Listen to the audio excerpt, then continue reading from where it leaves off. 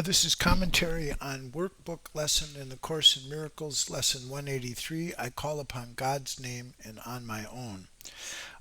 The purpose of this lesson is to give us uh, to achieve a state in which we receive the gift of grace, which is a memory of our truer self and the experience and most definitely an experience of deep peace. That's the point of this lesson.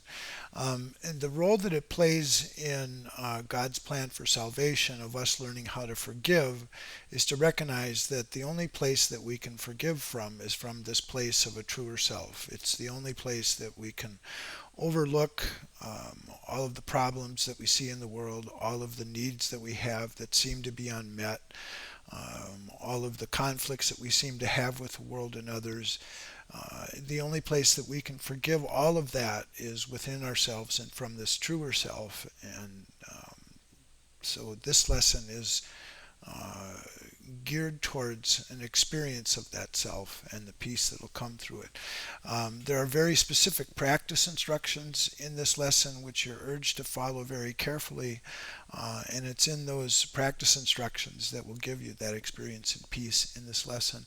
Let me point out something from part two of the workbook, which we're heading towards, that gives a little context to this practice. And it goes on to explain part two of the workbook, which we're coming to, where it says, "Now is the need for practice almost done. For in this final section, we will come to understand we need only call to God, and all temptations disappear." And so, what that means is calling upon God, calling upon our one identity, all of our concerns for what's happening in the world, what's happening to us, all of that just dissipates and disappears because of that experience of calling upon God. So instead of words, when we do this, we need but feel His love. And instead of prayers, we need but call upon His name. And so this is another place where instead of turning to God, to asking God for help with our problems here, we turn to God and say, "My only problem is I've forgotten who I am. Help me remember who that is." And then having had that experience, instead of judging, we need but be still and let all things be healed. We will accept the way God's plan will end as we receive the way it started. Now is it complete, and this year has brought us to eternity. So one other thing just to mention before we go through the practice instructions is this is talking about the part that language has played in making the separation seem real. And again, the Holy Spirit has to use everything we made to let the separation seem be real, to be made into a way to make it healed. And so the idea here is that the oneness language was used to break the oneness of things. There is just one thing, that love. There is just one thing, that God and yourself. But the way that we broke that was we invented language. And in language, we invented naming. And so we name this infinite set of objects, the tables, the oceans, gravities, kitchens, food, all bodies, all of these many, many things seem to exist through the power of language and through the power of names. And so the Holy Spirit has to take that process in the mind and replace all the many names that we have for the one name for reality. We call that God, we call it the Creator. In this lesson, it's the Son and this Father. That's all that exists. That's the imagery in this practice, is that you see just this Son of God calling upon his Father. That's all that exists in here. And we use language to the extent that we use one name for reality. Okay, so let's go through this. I call upon God's name and on my own. God's name is holy, but no holier than yours. To call upon his name is but to call upon your own. A father gives his son his name and thus identifies the son with him. His brothers share his name, and thus are they united in a bond to which they turn for their identity. Your father's name reminds you who you are, even within a world that does not know, even though you have not remembered it. So this is describing what the name can do for us. It reminds us of who we are if at this place where we don't know who we are within this world, even though we haven't remembered it. It's the name, it's the calling of this name. This will bring the memory of ourself to us and the self of everyone else. So it goes on to describe the process, the function, what happens when we call God's name. God's name cannot be heard without response, nor said without an echo in the mind that calls you to remember. Say his name, and you invite the angels to surround the ground on which you stand, and sing to you as they spread out their wings to keep you safe and shelter you from every worldly thought that would intrude upon your holiness.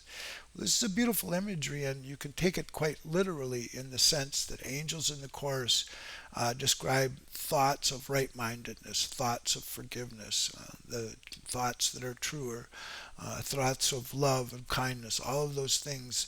And we're to invite this idea that those thoughts, which is calling angels, are like a circle that surrounds us, surrounds our minds, and it protects us from all worldly thoughts. So, ego based thoughts, concern about ourselves, worry about the future, anxiety about the past, all of that, all of those thoughts are kept out by angels. And these are the angels of right thinking in the mind, forgiveness, peace, all of those things. So repeat God's name, and all the world responds by laying down illusions. Every dream the world holds dear has suddenly gone by, and where it seemed to stand you find a star, a miracle of grace. The sick arise, healed of their sickly thoughts. The blind can see, the deaf can hear. The sorrowful cast off their mourning, and the tears of pain are dried as happy laughter comes to bless the world. Repeat the name of God, and little names have lost their meaning. No temptation but becomes a nameless and unwanted thing before God's name. So no temptation means no anxiety about the future, no anxiety about the past, just in this present sense, this present state of who we are. All of that goes away when we just experience that through calling God's name. So he goes on to say, repeat his name and see how easily you forget the names of all the gods you valued. They have lost the name of God you gave them. They became anonymous and valueless to you. Although before you let the name of God replace their little names, you stood before them worshipfully, naming them as gods. And so this is how the ego's using language to make the separation real. We name everything, and these names of the gods are basically the bodies of everything, of all the people, of all the objects, and all of those are just released when we replace it with this one name and therefore this one reality. Repeat the name of God and call upon yourself whose name is his. Repeat his name and all the tiny nameless things on earth slip into right perspective.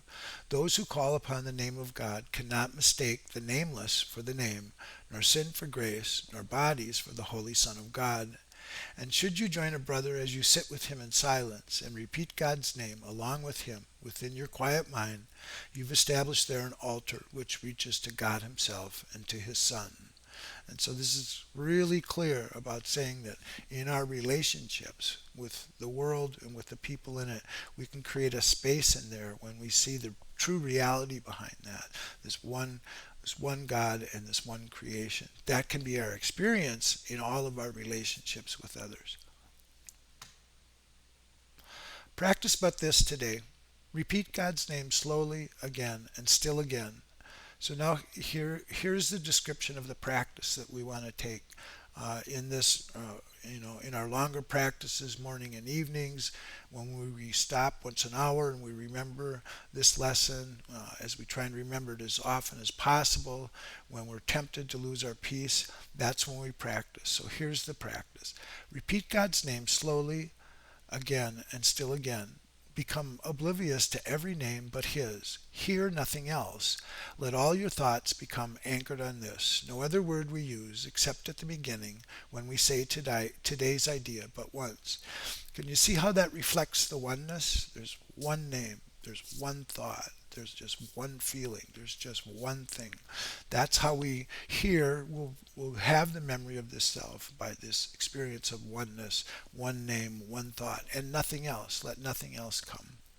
And then God's name becomes our only thought, our only word, the only thing that occupies our minds, the only wish we have, the only sound with any meaning, and the only name of everything that we desire to see, of everything we would call our own. And thus do we give an invitation which can never be refused, and God will come and answer it himself. Think not he hears the little prayers of those who call on him with names of idols cherished by the world. They cannot reach him thus. He cannot hear requests that he be not himself, or that his son receive another name than his. So this is moving this prayer away from prayer for things of this world, for outcomes of this world, for things to happen that we think we should. It all becomes replaced by just this one thing, God and God's name. And that instead of trying to make reality be this many, many things, we return it to the one reality that it is. And that's what God can hear, just the one name. So repeat God's name, and you acknowledge him as sole creator of reality, and you acknowledge also that his Son is part of him, creating in his name. Sit silently and let his name, so here's more description now. Sit silently and let his name become the all-encompassing idea that holds your mind completely. Let all thoughts be still except this one, and to all other thoughts respond with this, and see God's name replace the thousand little names you gave your thoughts, not realizing that there is one name for all there is and all there will be. Today you can achieve a state in which you experience the gift of grace. You can escape all bondage of the world and give the world the same release you found. You can remember what the world forgot and offer it your own remembering. You can accept today the part you play in its salvation and your own as well, and both can be accomplished perfectly. Turn to the name of God for your release, and it is given you. No prayer but this is necessary, for it holds them all within it. Words are insignificant, and all requests unneeded when God's Son calls on his Father's name. His Father's thoughts become his own. He makes his claim to all his Father gave, is giving still, and will forever give.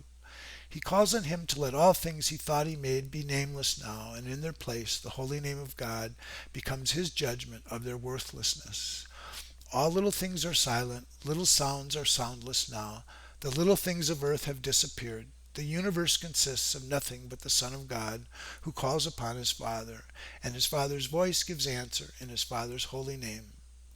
In this eternal, still relationship, in which communication far transcends all words, and yet exceeds in depth and height whatever words could possibly convey, is peace eternal. In our Father's name we would experience this peace today, and in his name it will be given us. All right, that's it for today. Practice well. Thank you.